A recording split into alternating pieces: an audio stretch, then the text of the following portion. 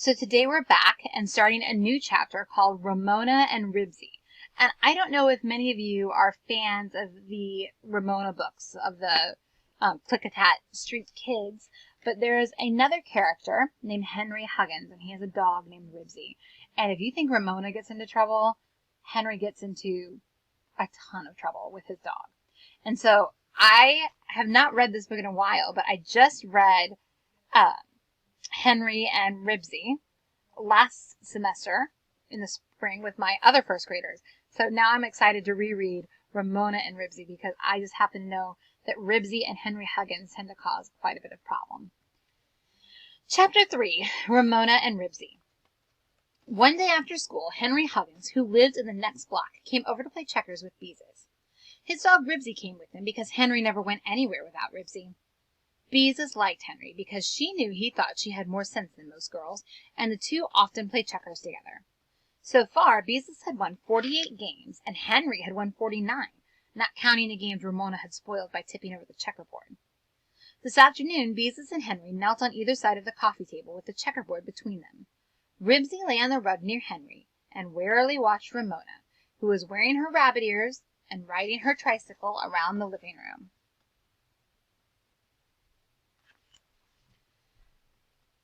"Your move," said Henry to beezus. "I want to play," said Ramona, riding her tricycle up to the coffee table and shaking her head to make her ears flop. Ribsy got up and moved to a corner, where he lay down with his nose on his paws to watch Ramona.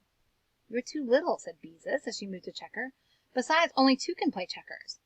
"We could play tiddlywinks," said Ramona. "I know how to play tiddlywinks." beezus did not answer. Her mind was on the game as she watched Henry's move very carefully.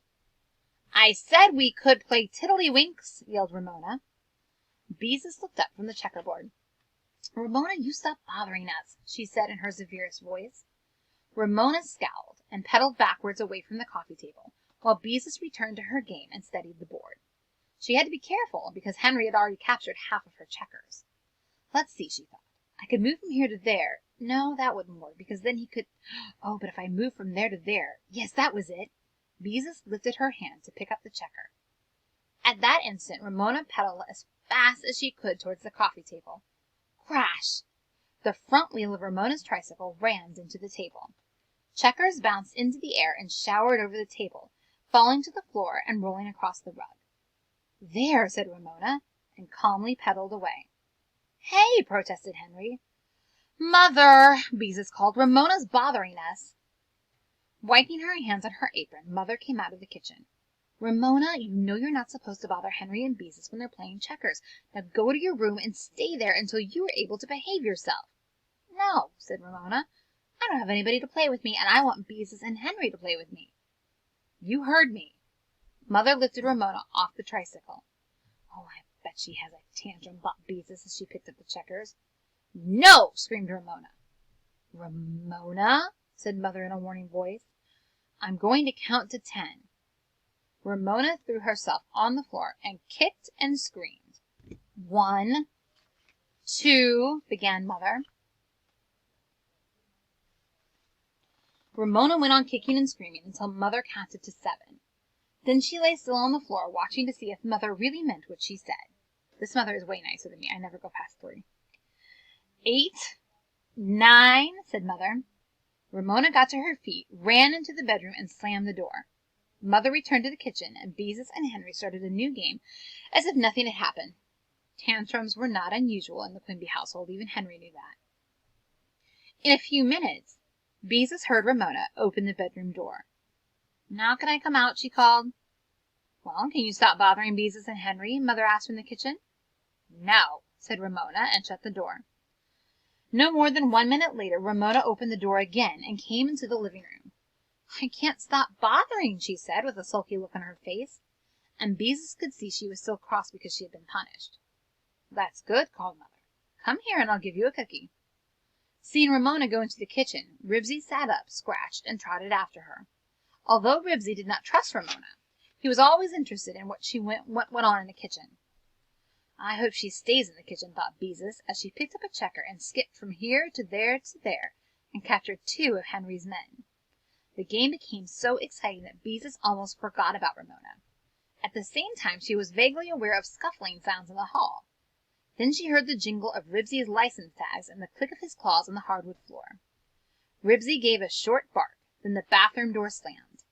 I wonder what Ramona is doing, thought Beezus, as she captured another checker, but she did not much care so long as Ramona did not interrupt the game. "Let me in!" screamed Ramona from the hall.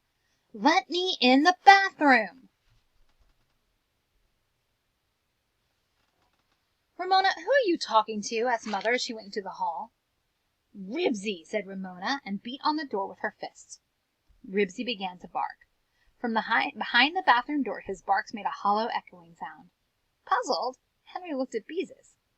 Ribsy in the bathroom? Henry decided he had better investigate.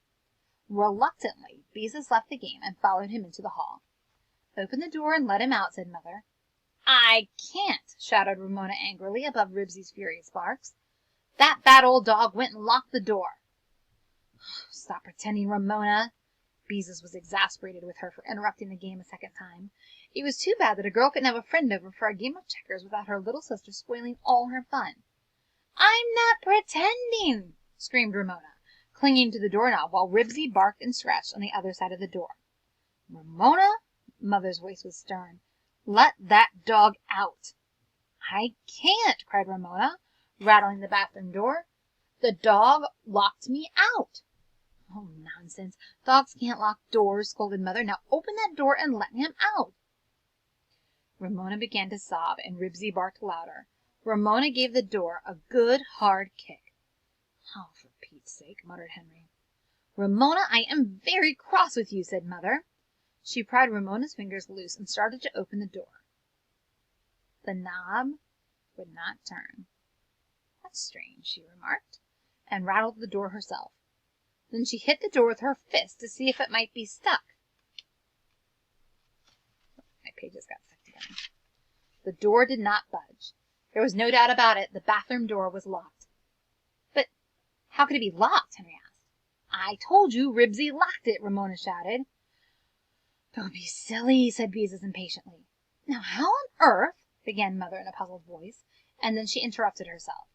"Do you suppose when Ribsy was pawing at the door he bumped against the button in the center of the knob and really did lock the door? Oh, of course that's exactly what must have happened. A dog that locked the bathroom door.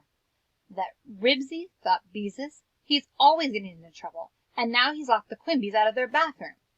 "I told you he locked the door," Ramona had said. "Well, yes, but what was my dog doing in the bathroom in the first place?" Henry demanded. "I put him there," said Ramona. "Ramona Quimby!" Even Mother sounded exasperated. "Sometimes I don't know what gets into you. You know dogs don't belong in the bathroom. Now go to your room and stay there until I tell you to come out." "Oh, yes, but—" Ramona began. "I don't want to have to speak to you again."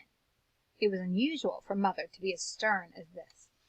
Still crying, Ramona went to her room, which was next to the bathroom. Since Mother had not told her to close the door, Ramona stood just inside it and waited to see what would happen next. What's going to happen with poor Ribsy? Stuck in the bathroom. What's going to happen to Ramona? I'll have to come back tomorrow and find out.